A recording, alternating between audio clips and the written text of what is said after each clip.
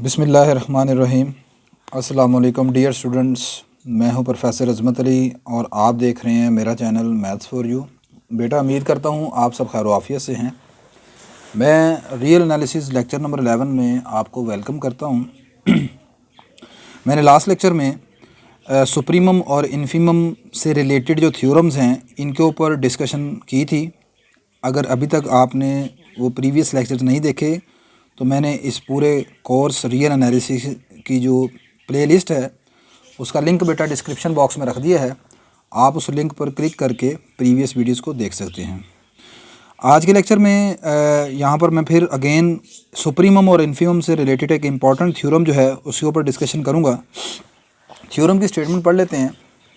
मैंने लिखा है जी कि suppose A and B are non empty subsets of R. आपके पास ए और बी दो नॉन एम्प्टी सबसेट्स हैं आर के, आर यानी सेट ऑफ रियल नंबर के।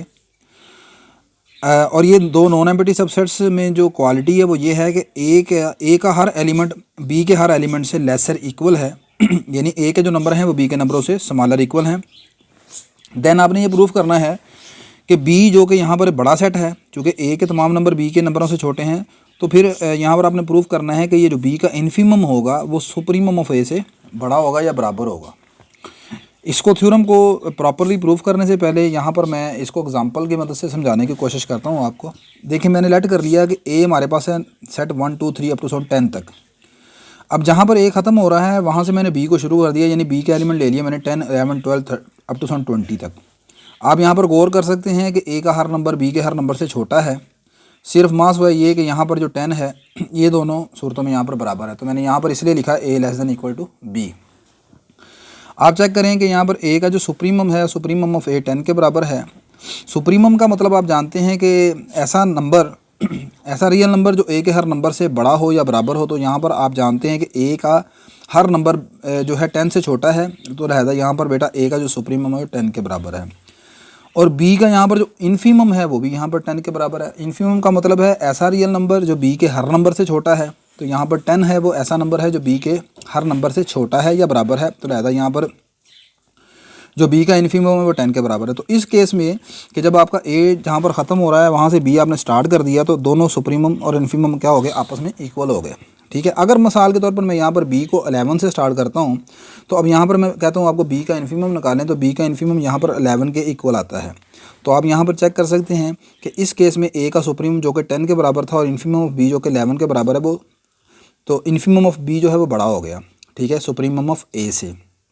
तो ये कब पॉसिबल है कि जब आप ऐसे दो सेट तलाश करते हैं कि ए जहाँ पर सपोज ख़त्म होता है वहाँ से बी स्टार्ट कर दें या बी उससे अगला बड़े नंबरों से स्टार्ट करेंगे आप।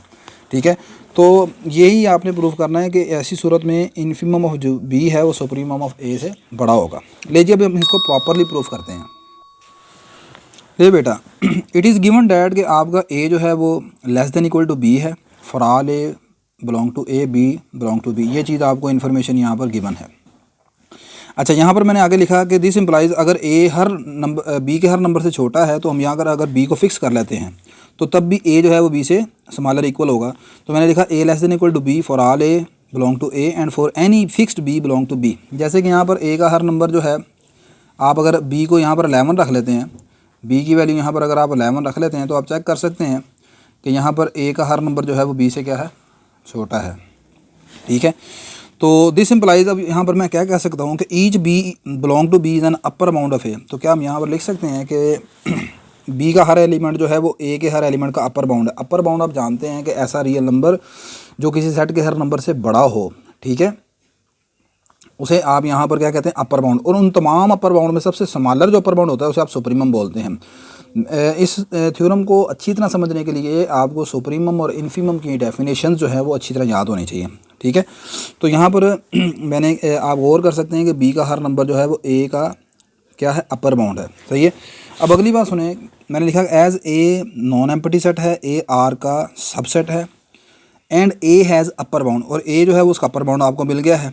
ठीक है, जैसे यहाँ पर ए यहाँ पर 10 पर जाकर ख़त्म होता है, तो 10 से आगे जितने भी नंबर हैं या ज़्यादा खुद 10 जो है तो ए का क्या है, अपर बाउंड है। 11 भी इसका अपर बाउंड है, 12 भी ए का अपर बाउंड है, 13 भी अपर बाउंड है, अप टू सोन जितने भी यहाँ पर नंबर आप उठाएंगे वो ए के क्या कहलाएंगे, अपर बाउंड कहलाएंगे यहाँ पर। सही बात हो गई। अब अगली बात, इसका मतलब ए का आपको अपर बाउंड मिल गया।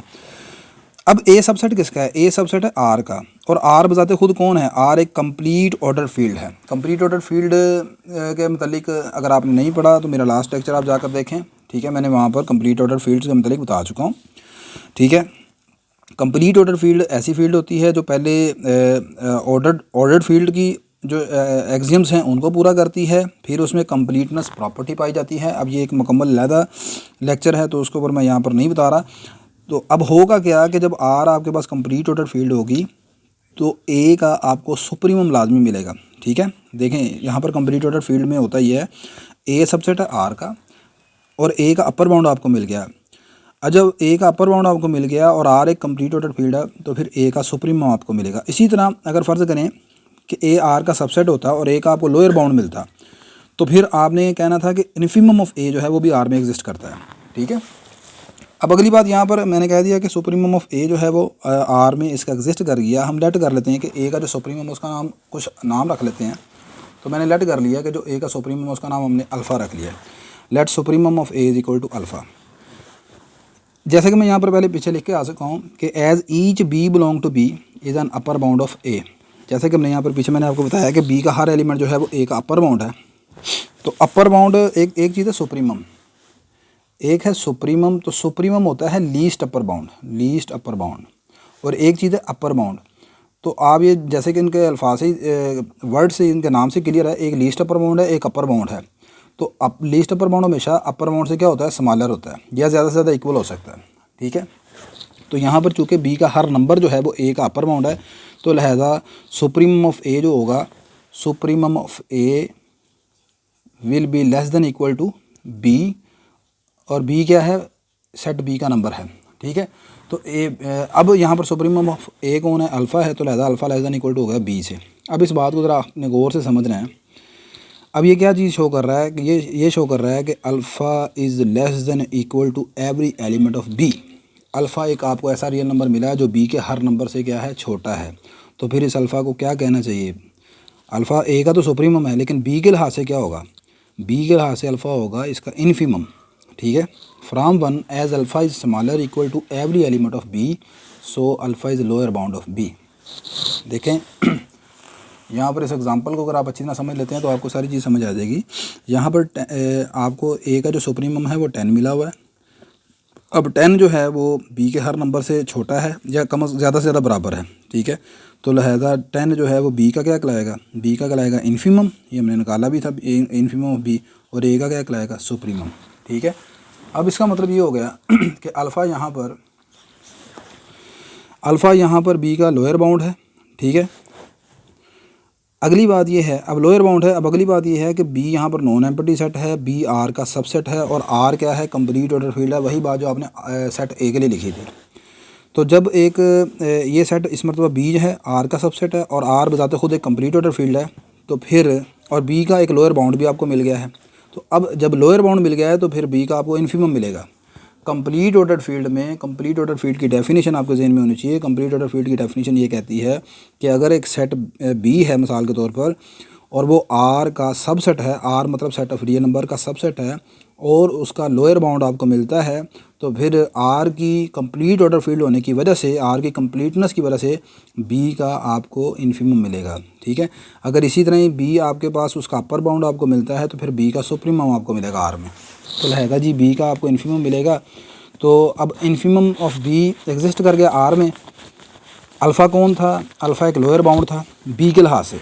ए के लिहाज से ये सुप्रीमम है, बी के लिहाज से लोअर बाउंड है। अब एक तरफ आपका अल्फ़ा है, दूसरी तरफ इन्फीमम ऑफ बी है। Infimum of B is the greatest lower bound. Infimum of B जो है, इन्फीमम का मतलब होता है ग्रेटेस्ट लोअर बाउंड। तो मुझे बताएं लोअर बाउंड बड़ा होता है, लोअर बाउंड बड़ा होता है या ग्रेटेस्ट लोअर बाउंड बड़ा होता है? लोअर बाउंड हमेशा छोटा होता है ग्रेटेस्ट लोअर बाउंड से। तो लिहाजा आपका अल्फ़ा जो कि लोअर बाउंड था ये इन्फीमम ऑफ बी से छोटा हो गया। नेक्स्ट आपने अल्फ़ा की यहाँ पर वैल्यू पुट कर दी, अल्फ़ा की वैल्यू सुप्रीमम ऑफ ए है, तो लिहाजा सुप्रीमम ऑफ ए जो है वो लेस देन इक्वल आ गया इन्फीमम ऑफ बी के। इस थ्योरम के प्रूफ में आपने कोई मुश्किल चीज़ नहीं है, सिर्फ इसमें 2-3 चीज़ें हैं। एक आपको सुप्रीमम इन्फीमम की डेफिनेशन आनी चाहिए, एक आपको अपर बाउंड लोअर बाउंड की डेफिनेशन आनी चाहिए, और दूसरी चीज़ ये है कि कंप्लीट ऑर्डर फील्ड क्या है, अब इस लेक्चर में ये 4-5 चीज़ें अगर मैं दोबारा सारी की सारी पहले वाली रिपीट करता हूँ तो लेक्चर की लेंथ अच्छी खासी ज़्यादा बढ़ जाती है।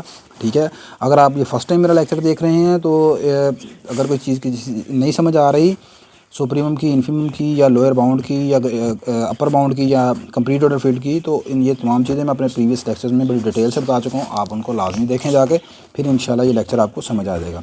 आई होप कि आज के लेक्चर की आपको अच्छी तरह समझ आ गई होगी। इंशाल्लाह नेक्स्ट लेक्चर में दोबारा आपसे मुलाकात होती है जी। अल्लाह हाफ़िज़।